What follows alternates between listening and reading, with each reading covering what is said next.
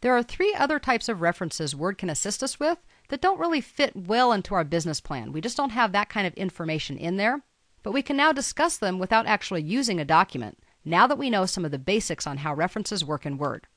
These three types of things are footnotes and endnotes, citations and bibliographies, and a table of authorities. Let's go ahead and get started with footnotes and endnotes. Footnotes and endnotes provide additional information. We have information in the body of the document, but for some reason we don't want to continue to write about it in the body of the document, but put it as kind of an afterthought or something if it's of more interest at the bottom or the end. So they can be used to document references. That's one way to do it, instead of actually using the bibliography. They're commonly used in scientific and academic papers, and used less often in business documents, but that doesn't mean that they can't be used in business documents. They can really be used anywhere you think they'll be appropriate. What happens is Word adds a marker in the body of the document, and footnotes appear at the bottom of the page, related to that marker. Endnotes are absolutely identical, except they appear at the end of the document or the end of the section. When you create endnotes, you will be prompted whether you want them to appear at the end of sections if you have them in your document, or at the end of the document itself. And that's just a matter of what style guidelines you need to be following. So how do we add endnotes and footnotes? Well, first of all, we position the cursor, then we go to the References tab, use Insert Footnote Endnote, and enter the text. Or, we can also use the dialog box. By using the dialog box, we can choose the type, and by that I mean footnote or endnote. We can also choose the location for endnotes, and we can choose the number format. By default, it's going to be Arabic numerals, but we can choose Roman numerals, upper and lowercase, all of the same options that we've had for working with other things like page numbers. Then we simply click Insert, and then we type the desired text. Remember, it is going to be up to us to type whatever text we think needs to appear in the footnotes or the endnotes. Beyond that, though, it's just like entering text and formatting it. We can do whatever we want there. If we find we want to go back and edit a footnote or an endnote, we can do so by clicking Show Notes. Then we simply edit the note as normal. To remove it, we actually need to select the mark in the document. Don't try to just remove it from the footnotes section. We need to remove the marker, and the marker will then remove all of the text. By selecting the marker and pressing Delete, away it'll go like it never existed. Here are a few tips for footnotes and endnotes as well.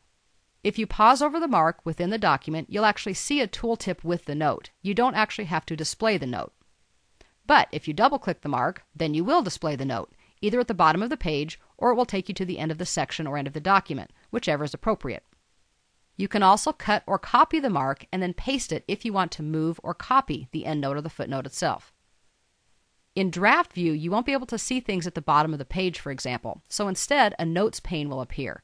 Here you can view and edit things, and just close the pane when you're done with it. Remember that footnotes are going to move and the numbers will adjust as necessary if the document is edited. So if something used to be on the bottom of page 2, and it was footnote number 1, and then you edit the document so the footnote marker now appears at the top of page 3, that's okay. We don't have to worry about it. That will automatically adjust. The numbering will stay consistent even if you add, remove, and insert new ones, and the footnote itself will move to the bottom of the appropriate page. If you want to change the numbering scheme, remember that you can always use the dialog box accessed from the ribbon. Well, what about citations and bibliographies? Well, citations are actually what we do first, and then we create a bibliography from the citations. Bibliographies cite sources for information that's actually in the document. These are going to appear at the end of the document, usually in a section called Bibliography. Sometimes it's References, sometimes it's Works Cited. It depends on the style that you're following and your particular requirements. There are some standards for the format, and these include APA, the Chicago, and other types of styles that are commonly used. The beautiful thing about this feature in Word is that Word has all of these built in, so it knows how to arrange the information to work for a proper format. In other words, the way a bibliography, for example a book or a recording, is cited in APA format may not be exactly the same as it is in the Chicago format.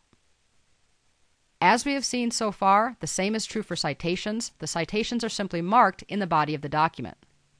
Source information, whether it's from a book or a website or a recording or a lecture, is going to be entered, and the beautiful thing too is it can be reused.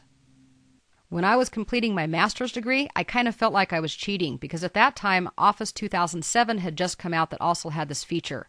For those who didn't know how to use it or didn't have it, they had to compile all of their information for their bibliographies by hand. I simply filled it into a field. Word then keeps all of my sources in kind of a database behind the scenes and makes it available for every paper that I wanted to write. I didn't have to re-enter information, even though I may have referred to the same journal article in 3 or 4 papers throughout the course of my degree. That saves us time, it's also consistency, and we don't have to re-enter it over and over again. If we want to access sources that we've already entered, we can do so using the Manage Sources window. What's the process of actually adding those citations? Well, first of all, we have to place the cursor. Then we're going to go to the References tab, select the appropriate bibliography style, and by that I mean things like APA. We only have to do that the first time we use it. Then, every time we need a citation, we simply do Insert Citation. We can also add a placeholder. For example, a lot of times when you're writing a paper, you may be writing the paper from your own ideas, but you know that whatever you just said needs to be cited. We're not supposed to be the experts yet. So we can add a placeholder knowing that we're going to need to find a citation later on to reference. We can click Add New Placeholder in order to accomplish that. If we already have the source, then we simply select it from the list. If we need to create a new source, we click Add New Source, choose a source type, for example, website versus book, and then enter the information that's required. Then we simply click OK. When it comes to managing citations, we're going to do that by clicking on Manage Sources. The sources appear in one of 2 lists. There's a current list for those that are in the active document, and there's also a master list for all of your previous documents. So if you've utilized an article, for example, in a previous paper, and now you want to reference it in this paper, you can simply copy it from the master list to your current list.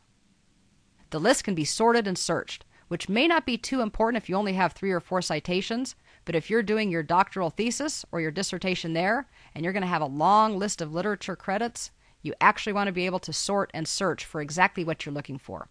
This can be a wonderful tool.